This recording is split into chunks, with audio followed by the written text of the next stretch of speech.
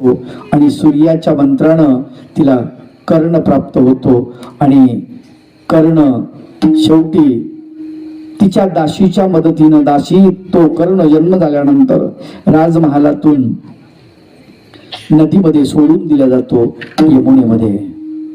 तो अधिरथ बाबाला सापडतो आणि तो कौरवांच्याच पक्षामध्ये तो वाढतो. अधिरथ बाबा सूतपुत्र आणि म्हणून हा सूतपुत्र आहे, ते सूत आहे म्हणजे कनिष्ठ आहे म्हणून त्याला सन्मान मिळत नाही. बऱ्याच वेळेस असंच होतं. पण तुम्हाला सांगतो सर्वज्ञ श्री चक्रधर प्रभूंच्या सानिध्यामध्ये जे जे येतात बघा चरित्रामध्ये जे आलेले ते कुठले आहेत काय आहेत याचा विचार नाही आहे. ते ब्राह्मण आहेत, क्षत्रिय आहेत की वैश्य आहेत की शूद्र आहेत याचा विचार नाही. ते भगवंताच्या जवळ आले, पावन झाले, पवित्र झाले. स्वामी चक्रधर महाराज यांची स्थिती अशी आहे, आपण या सारखी करीती तात्काळ नाही काळ वेळ तया लागी. काळ वेळ लागू देत नाही भगवंत. परमेश्वराकडे हे काहीच नसतं. अशा प्रकारे अनेक लोक आक्षेप घेतात श्रीमद भगवद्गीतेवरती की जेव्हा भगवान गोपाळ कृष्ण म्हणतो की सगळं मी निर्माण केलं, सगळे जाती मी निर्माण, वर्ण जात नव्हे वर्ण आहे ते.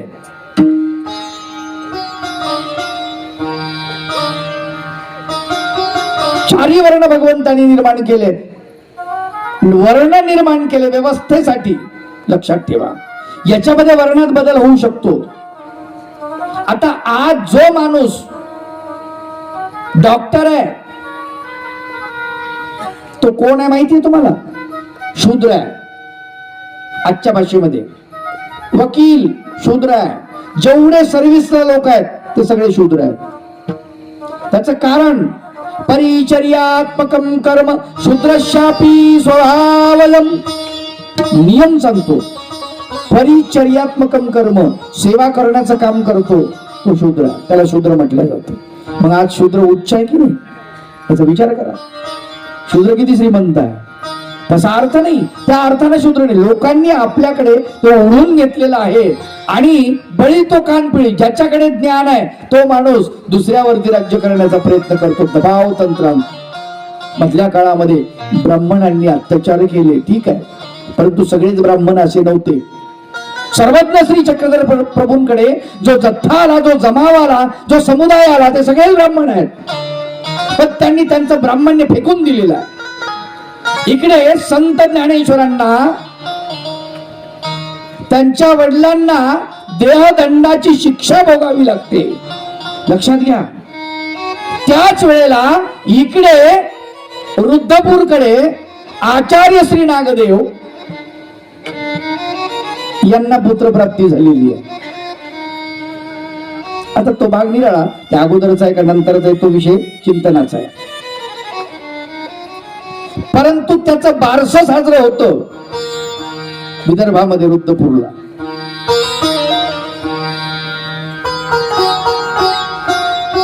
पाचशे ते 700 ब्राह्मण या प्रस्थापित ब्राह्मणांचा एवढा विरोध करतात, अरे तुमचं ब्राह्मण्यच आम्हाला मान्य नाही. स्वतंत्र अवस्था आहे. त्यांना असं करायचं काम नाही पडलं. पण इकडे मात्र संत ज्ञानेश्वरांच्या वडिलांना देहदंडाची शिक्षा भोगावी लागली. अवघड गोष्ट आहे. समाज मोठा विचित्र आहे. तोच काळ आहे नागदेव आचार्यांचा काळ आणि संत ज्ञानेश्वरांचा काळ विचार समान आहे. भगवंताकडे हे नाही आहे. अलग लक्षात. माणसाने जाती माणसानं निर्माण केलेल्या आहेत. परब्रह्म परमेश्वर भगवान गोपाल कृष्ण सगळ्यांना जवळ करतायत. पहा तुम्ही आता वैजा वाघुड्या पिंद्या सुदामा नेमके कोण आहेत काय माहित नाही ना, सगळे एकत्रित आहेत. सुदामा जरूर ब्राह्मण आहे पण अर्जुन मात्र क्षत्रिय आहे. या सर्वांना परब्रह्म परमेश्वर आपलंसं करतात. आणि भगवंताचं तुम्हाला सांगतो जो भगवंताच्या जवळ गेला ना एकदा तो भगवंताचा प्रिय बनून जातो. ही भगवान गोपाल कृष्णाची ख्याती आहे. महाभारतामध्ये हस्तिनापूरमध्ये हे सगळं राज्य आहे कौरवांचं. एका बाजूला कौरव सेना, कौरव, आणि एका बाजूला पांडव. पांडव 5च आहेत. खर तर 160 सगळे ते एकूण. सर्वांना कौरव म्हटलं जातं, पण पंडूचे म्हणून पांडव. कुरु वंशाचे पांडव पण आहेत आणि कुरु वंशाचे कौरव पण आहेत. पण विचार जे आहे बघा, माणसाची नावं कशी बदलत जातात. त्याच्या कर्तव्याहून, त्याच्या कर्मावून त्याचं नाव पडतं. दुर्योधनाचं नाव मुळात दुर्योधन नाही आहे, त्याचं नाव आहे सुयोधन. फार सुंदर नाव आहे, पण त्याच्या कर्मानुसार त्याचं नाव आपोआप बदललं. दुर्योधन म्हणजे ज्याची बुद्धी त्याला सोडून दूर गेली, ज्याच्याकडे वाईट धन आहे, असा दुर्योधन. सुयोधन असून दुर्योधन बनला. लक्षात घ्या, दुर्योधनाकडे प्रचंड ताकद आहे, दुर्योधनाकडे संघटन कौशल्य आहे, दुर्योधनाकडे सगळंच आहे. पण दुर्योधनाकडे एक आहे, जे पाहिजे ते मलाच मिळालं पाहिजे असं वाटतं. धृतराष्ट्राचं हेच झालं ना. आपणही धृतराष्ट्र आहोत. आपल्याला जर असं वाटतं सगळं आपल्याच पोराला मिळालं पाहिजे, आपल्या शिष्याला मिळालं पाहिजे, चाललंय ना आता असं वाटतं ना माणसाला. माझाच परिवार मोठा झाला पाहिजे, दुसऱ्याचा नाही झाला पाहिजे. किती चुकीच्या गोष्टी आहेत. सगळं देवाचं आहे ना. आपण जर असं म्हणतो अच्युत गोत्र आहे, कुठे राहिलं हे? कुठे कवीश्वर, कुठे उपाध्य, कुठे पारे मांडल्य, किती गटतट पडले. मानव पंथात घ्या ना, बाकी दूर कशाला, दुसऱ्या जगाला सांगायचं. आपलं धुणं धुवून आपण. अवघड गोष्ट आहे. एक देव एक धर्म, त्यांच्यामध्ये परमप्रीती असली पाहिजे असं सर्वज्ञ श्री चक्रधर प्रभू सांगतात. कुठे आहे? स्वार्थ नडतो आम्हाला. असंच झालंय पांडवांचं. 2 गट पडले त्यांच्याकडे. पांडवांना बालपणापासून कौरवांनी त्रास दिला. भीमाकडे प्रचंड शक्ती आहे, त्याच्यामुळे बालपणापासून त्याला त्रास देणं सुरू केलेलं आहे. बरं, पांडवांनी तरी आपल्यापेक्षा हीन कुळात आहे म्हणून कर्णाला जवळ नाही केलं ना. त्यांची चूक झाली ना ती. आयती संधी साधली आणि कर्णावरती राजमुकुट चढवला दुर्योधनानं, अंगदेशाचं राज्य देऊन, आणि त्याला कायमचा आपल्या उपकाराच्या ओझ्याखाली दाबून टाकलं. महान योद्धा, महान तपस्वी, महाज्ञान दानी, सगळं त्याच्या. एक लक्षात ठेवा, परब्रह्म परमेश्वर भगवान गोपाल कृष्ण जर पांडवाकडून नसते तर पांडवाची सरशी कधीच राहिली नसती. आलं का लक्षात? महाबलाढ्य वीर तिकडे आहे, पण हा एवढा धर्मराजा, एवढा धर्मवान आहे की तो मात्र कुठल्याच गोष्टी आणि तिनं करायच्या नाही असं म्हणतो पहिल्यापासून. खरं धर्मवान, पण तरीही धर्म जरी असला तरी अहंकार त्याच्यामध्ये पण आहे. परब्रह्म परमेश्वर भगवान गोपाल कृष्ण यांना मदत करतात. लाक्षागृहामध्ये यांची भेट होते. लाक्षागृहातून निघाल्यानंतर पुरोचन लाक्षागृह जाळून टाकतो आणि तिथून भुयार खंदून त्यांना काढलं जातं ब्राह्मणाच्या वेशामध्ये. हे सगळे 5 पांडव राजा द्रुपदीच्या संयमवरामध्ये येतात. आणि इथे मात्र त्यांची ओळख पटत नाही लवकर. सुंदर अशा प्रकारचं तिथे आयोजन केलं असतं द्रौपदी स्वयंवराचं. भगवंत तिथे आलेले असतात, भगवान गोपाल कृष्ण,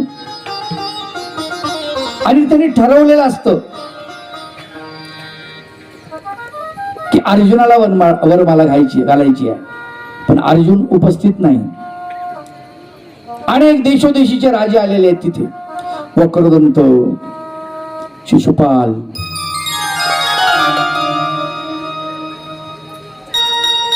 जरासंध, दुर्योधन, दुशासन, सगळे सगळे राजे आले देशोदेशीचे. फुल भरलेली सभा. प्रत्येक जण येतो, समोर ते धनुष्य ठेवलेला असतो, धनुष्य उचलायचा, त्याच्यावर प्रत्येकच्या जोडायची. वर मत्स्य असतो, यंत्र असतं मत्स्याचं, खाली पाहायचं तेलामध्ये उकळतं तेल, आणि वरची ती मासोळीचा डोळा उडवायचा. एक एक येतात. जरासंध आजच्या भाषेत वय वर्ष 65, वक्रदंत वय वर्ष 72. आता मला सांगा, यांचं वय एक लग्न करायचं, हे द्रौपदीला जिंकण्यासाठी आलेले आहेत. नटून थटून दाड्या घोटून स्वांग सुगंधा द्रौपदी यांना पाहिजे. जरासंधानं धनुष्य उचलण्याचा प्रयत्न केला, उचलला, छातीवर धनुष्य पडला. धावले पैलवान, धनुष्य उचलला आणि पुन्हा दशाचा घेऊन गेला. लोक हसायला लागले, उचलत नाही तर कायला उचला. त्याचा अपमान झालेला पाहून बाकीचे जायला टरकू लागले. दुर्योधन गेला, त्यांनी उचलण्याचा प्रयत्न केला, पण उचलला नुसताच उभा केला आणि ते धनुष्यासहित खाली पडलं. कर्ण आला, त्यांनी एका हातामध्ये धनुष्य तोलून धरला, दोरी बांधली. प्रत्येकच्या बाण चढवणार, द्रौपदीच्या लक्षात आलं हा मत्स्याचा डोळा भेदणार. भगवान गोपाल कृष्णाकडे पाहते, आणि आता भगवंत बोलतायत, बोलण्याची भाषा असते. सगळ्यांचं लक्ष भगवंताकडे, कारण भगवंत उंच आसनावर आहे. भगवंत काय बोलतात सगळ्यांचं लक्ष आहे. मग भगवंताला तर द्रौपदीला निरोप द्यायचा आहे. ऐका कसा द्याव? आकारेर लिंग ते गत्या. आकारानं अनुकरणानं कळलं पाहिजे माणसाला भाषा, हे का? आणि अनुकार करून जर कळत नसेल तर अवघड आहे, हे की नाही? काही काही बोलते धोंडीराम असतात माझ्यासारखे, कळतच नाही. किती समजून सांगण्याचा प्रयत्न करा, कळतच नाही. भगवान गोपाल कृष्णाच्या लक्षात आलं आपल्याला तोंडानं बोलता येत नाही. करपल्लवी, तुम्ही भाषा ऐकली असेल, करपल्लवी. ते लोक असे बाजूला असतात आणि ते कार्यक्रम करणारे असतात स्टेजवर, तिथून ते असं असं काहीतरी करतं आणि इकडून त्याला पैसे दिलेले असतात आणि इकडून त्या पाटलाचं नाव घेते, त्याला करपल्लवी म्हणतात. आपल्याला नाही कळत, पण त्या दोघांना कळलं. त्याने काय सांगितलं ह्याला कळलं आणि हे बरोबर सांगते, त्याला करपल्लवी. नेत्रपल्लवी, डोळ्याची भाषा. डोळ्याची भाषाही कळली पाहिजे, फार महत्वाची आहे. नाही कळत त्यालाही फार ज्ञान लागतं. आलं का लक्षात? भगवंतानी आपल्या श्रीचरणाचा अंगठा हलवला, कारण चरणाकडे कोणाचं लक्ष जाणार नाही. द्रौपदीचं लक्ष भगवंताच्या चरणाकडे होतं. भगवंत सांगायलाच जरूर, पण शरीर तर काय आलं ना. तिने चरणाकडे पाहिलं आणि भगवंताचा अंगठा हल्ला, असा चरण हल्लं आणि अंगठ्यानं भगवंतानं सांगितलं की नाही. मग आता काय सांगितलं की याच्या गळ्यात वरमाला तुला घालायची नाही. मग तिनं काय म्हणायला पाहिजे की नाही बाबा मला याला वरमाळा घालायची नाही, सोपं काम आहे. भगवंतानं म्हणलं होतं का की तू असं म्हण? ही म्हणते मी सुपुत्राला माळ घालणार नाही. घ्या आता.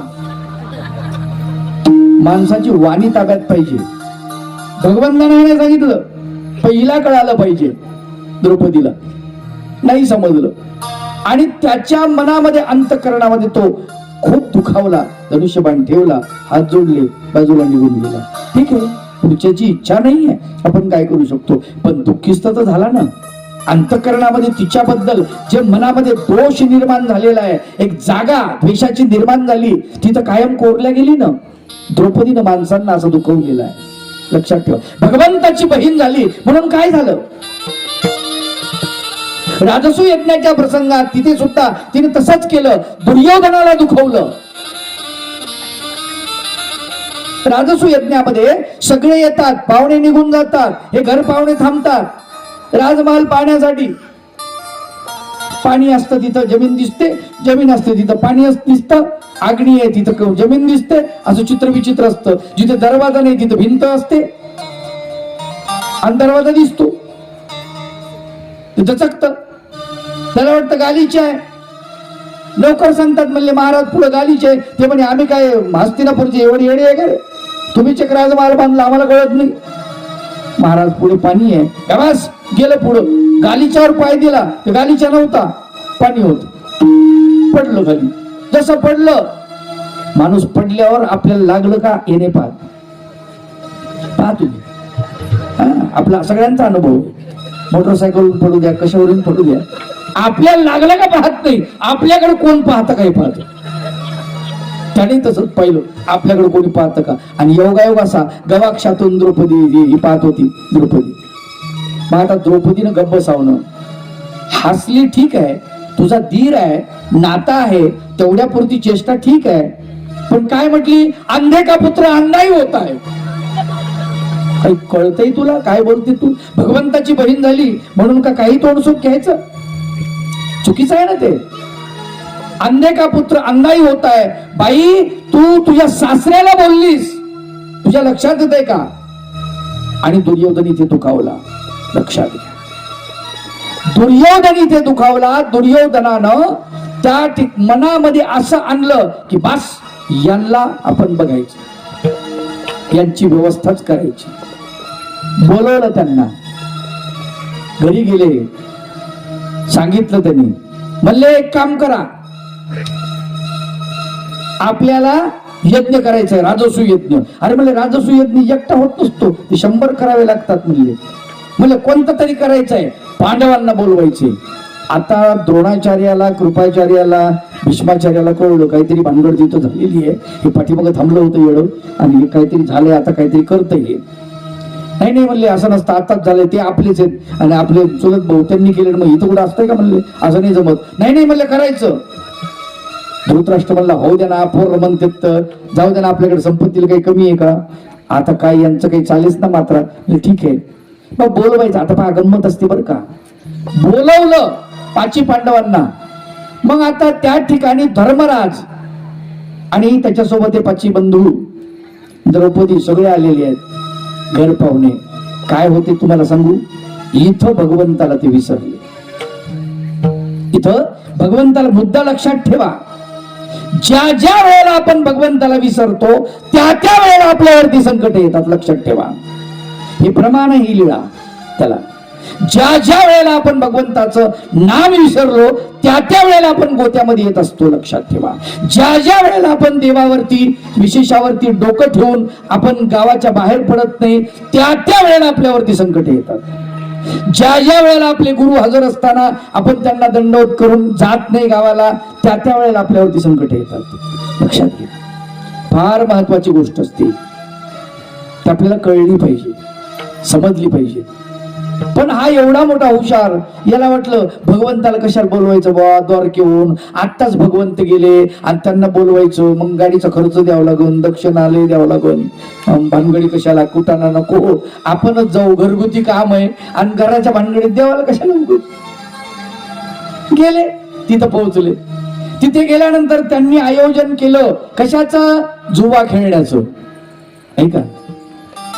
जुवा खेळ. आता जुवा म्हणजे काय अवघड गोष्ट आहे नो.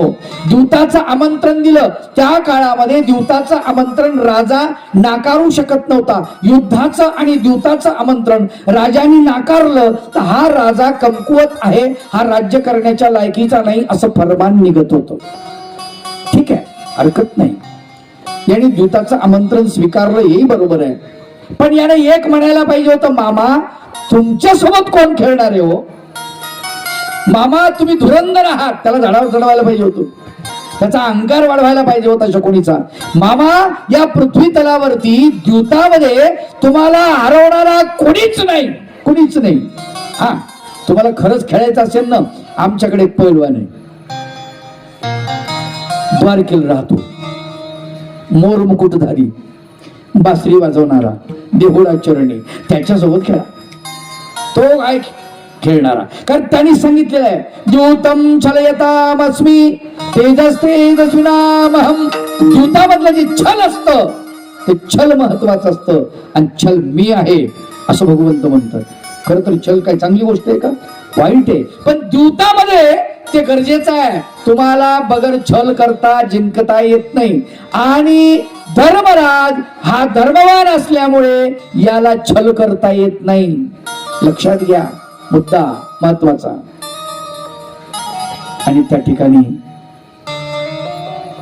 राज्य गेलं, वैभव गेलं, संपत्ती गेली, हत्ती घोडे गेले, इंद्रप्रस्थ नगरी हरले, अंगावरचे अलंकार दागदागिने सगळे हरले. म्हणजे आता काय म्हणजे तुम्ही स्वतः डावावरती लावा, स्वतः डावावरती लावलं. हा माणूस कसा किती रसात आला जातो आम्हाला कळलं पाहिजे. द्रुत क्रीडा किती विचित्र आहे. 5200 वर्षापूर्वी झालेली ही घटना महाभारताच्या त्या ग्रंथामध्ये हा जो कागद आहे, हे जे लिखाण आहे, हे लिखाण म्हणजे काळ फासणारं लिखाण आहे. भारतीयांना कधीच भारताला जगामधले विचारवंत या घटनेबद्दल भारताला कधीच माफ करणार नाही, कधीच नाही. केवळ एकमेव एक माणूस आहे, एकमेव. कोण माणूस आहे? एकटा माणूस आहे, एकटा माणूस, ज्याचं नाव विकर्ण.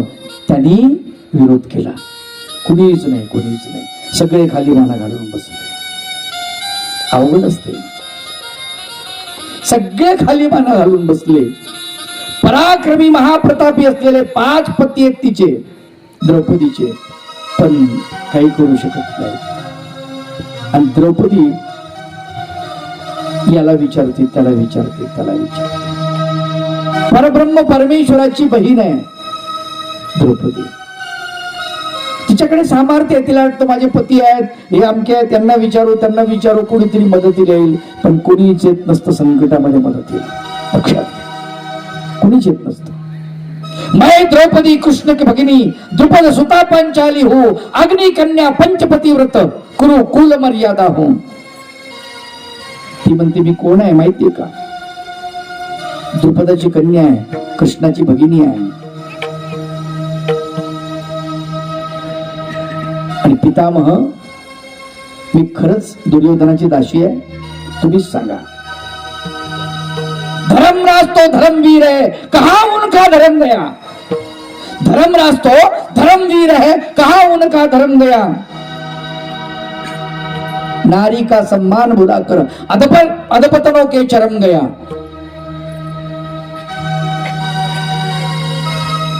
स्त्रीचा सन्मान केला पाहिजे, दावावर लावण्याची वस्तू नाही.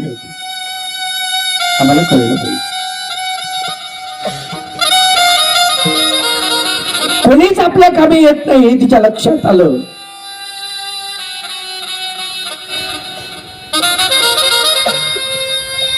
भर सभेमध्ये तिला खेचून आणलं. महाभारतामध्ये दुर्योधनाच्या मुखामध्ये एक श्लोक आहे. तो श्लोक म्हणजे इतका बेकार आहे, काय सांगू तुम्हाला. ती सांगते सेवकाला, अरे जाऊन सांग तुझ्या मालकाला की मी रजस्वाला आहे, स्त्री धर्मामध्ये आहे, मी राजसभेत नाही येऊ शकत, नाही येऊ शकत नाही. काय म्हणतो दुर्योधन? त्याच्यावर काय उत्तर देतो? अरे मी एक वस्त्र आहे. तो म्हणतो एक वस्त्रो वा विवस्त्रो वा, एक वस्त्रास किंवा विवस्त्रास आम्हाला घेणं देणं नाही, तू आमची दासी आहेस. राजकुलवधू आहे, लक्षात ठेवा. सामान्य स्त्री नाही कुणी. तिच्यावर जर असे अत्याचार होतात तर पुरुषी अहंकार कुठे गेलाय त्याचा विचार करा.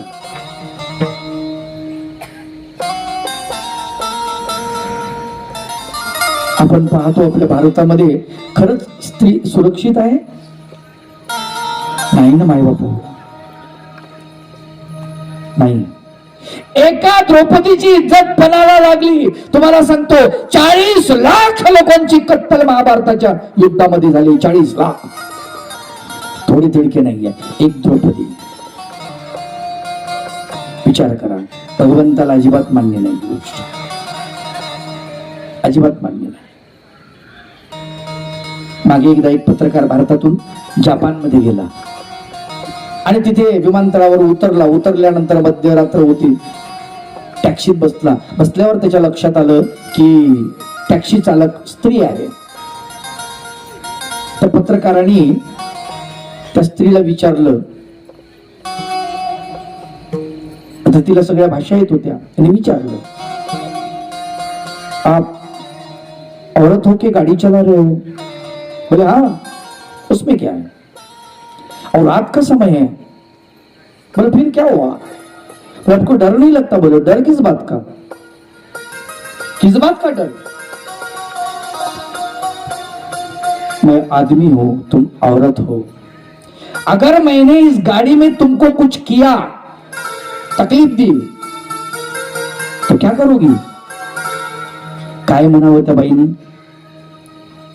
तुम मुझे खाली टच करके देखो, मेरा जपान तुमको जला देगा. काय देशाचा स्वाभिमान आहे. आमच्या रस्त्यानं जाणारी आमची माऊली असं म्हणू शकते, ए मूर्खा, मला हात लावून दाखव, माझा भारत तुझे तुकडे करून टाकील. नाही म्हणू शकत. किती असुरक्षित आहोत आपण. यासाठी भगवंताची गरज आहे. लक्षात घ्या. द्रौपदी भगवंताला आवाज देते. आपलं रक्षण करता कोण आहे? तर भगवंत आहे. भगवंताची आराधना सुरू करते. देवा, प्रभू, तुझी दासी द्रौपदी, तुझी भगिनी, तिची इज्जत पणाला लागली रे. सख्या, बंधू राजा, येणार रे बाबा, कधी येशील? ये ना. कुठे गुंतलासी भारती पराया, कुठे गुंतलासी भारती पराया. मिळका सखा नावी येना, मिळका सखया नावी येना. गुंतलासी भारती पराया, गुंतलासी भारती पराया.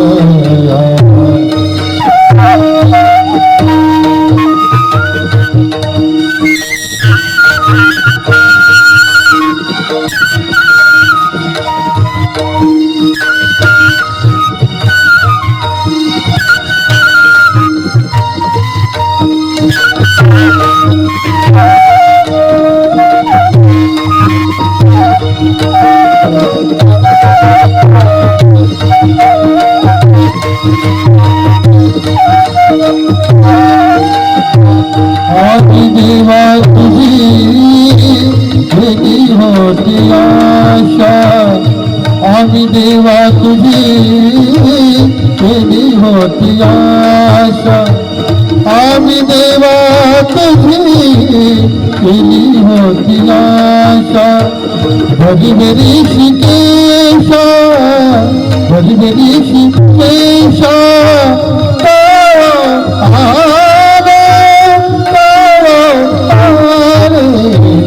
तुझा देवा अरे भैया, तुझा माझा देवा अरे भैया. दुःखाचे सागर मीसी